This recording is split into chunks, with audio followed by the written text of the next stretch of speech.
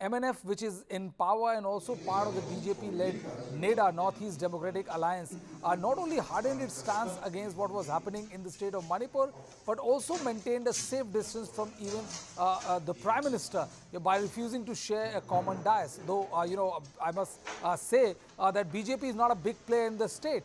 But there are many who believe that what happened in Manipur may boomerang on it and may be detrimental to the BJP's outreach to Christians in other parts of the country, as Mizoram is a Christian majority state and Mizoram is traditionally a two-party system where Congress and MNF are the principal parties. But in the last election, ZPM replaced the Congress party as the principal party. Let's listen into what Zoramthanga, the Chief Minister of Mizoram, has to say, and then I'll go to Rami Niranjan Desai and F. Lal Ramluni, who's a political analyst, to discuss what the election in Mizoram means. Well, I have cast my vote and I have visited half of my constituency also.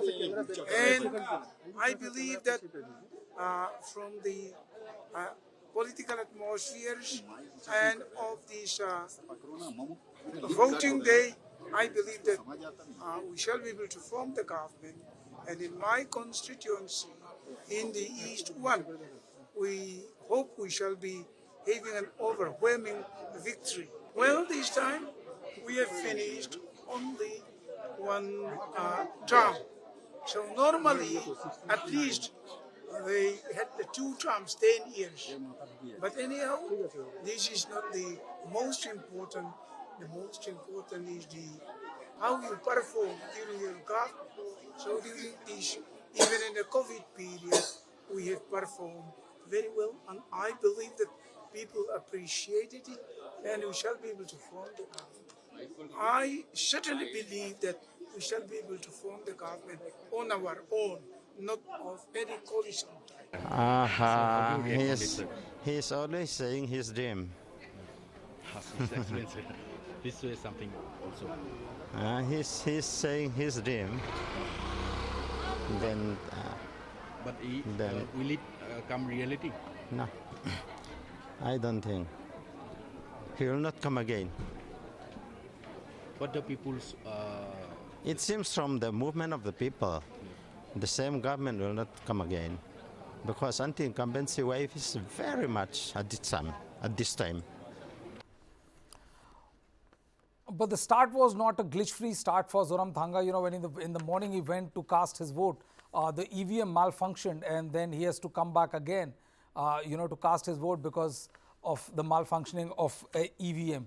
And to discuss more on what the voting and what are the issues which will have an impact, either only limited to northeastern states or will have no impact at all, I am joined by F.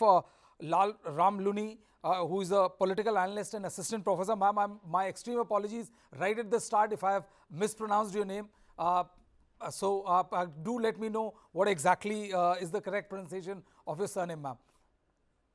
Yes, Brijesh, you are right in pronouncing my name. Yes. My God. Thank you so much. I take it as a big compliment. And Rami Niranjan Desai, author and scholar, Northeast region. Rami, welcome to News9 Live. Ma'am, first I would like to ask you, we saw, Zoramthanga being very hard on what happened in the state of Manipur, very vociferously speaking against what is happening.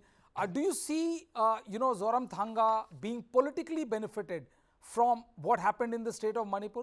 Did it had a maximum impact in the elections of Mizoram, or are we reading too much into it, ma'am? Okay. Yes.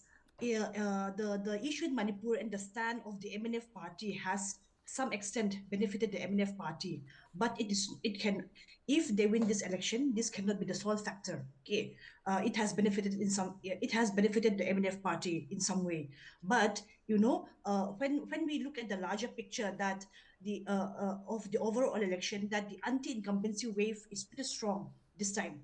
And this is just one term which the MNF government has served as in the government. And usually the political trend is that the ruling party usually serve 2 terms.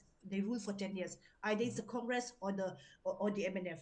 And this time that the third front, known as the ZPM, which is a very young political party, have gained a very strong hold among the masses, especially to the rural masses and the neutral voters.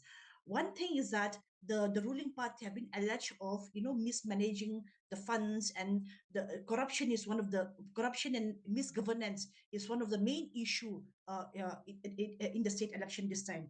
The MNF, economic policy of SCDP, Socio-Economic Development Program, which they promise to deliver free cash up to 2 lakhs, has not been fulfilled by the government this time.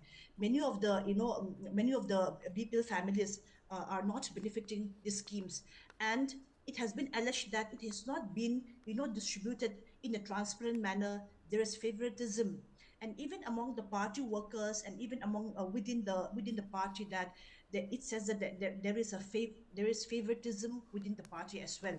So all these are the emerging causes, the big factor which swing the voters mood towards the third front, that is the ZPM.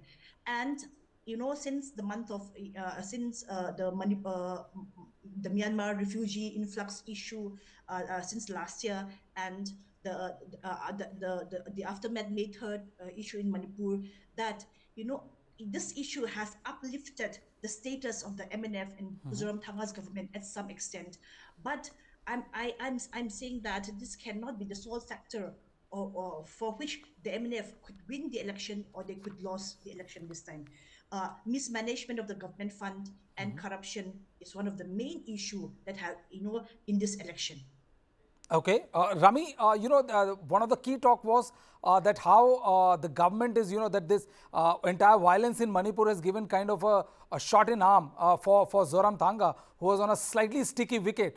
Do you see, his decision of not sharing a dais with the Prime Minister and maintaining a complete distance from the BJP is something which will not only help him, but also the BJP, in the sense that will ensure that the Congress will not be able to make a comeback in the state?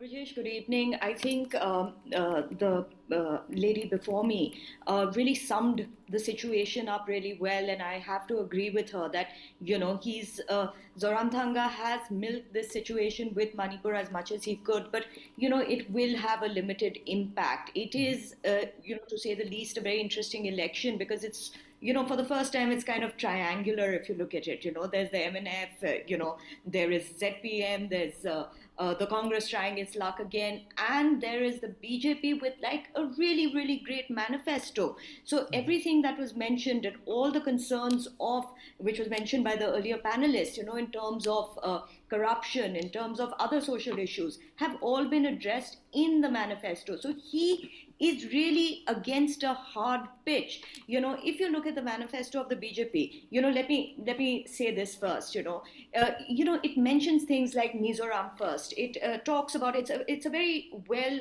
thought out sort of mandate. It talks about including Mizo ethics in its governance. It talks about resolving the border issues between Assam and Mizoram, which has been a long-standing issue. It talks about ensuring a drug-free Mizoram, again, something that we've known for a really long time, and that there has been an access of this drug trade that has shifted via Mizoram, and that is a great concern. They've done a great job under the central scheme of giving direct debit money to peasants. I think it's about 8,000 rupees per farmer. They've also promised a huge amount of money for government schools, for healthcare. They've also not left women behind, Brijesh, which is really, really important in a state like this.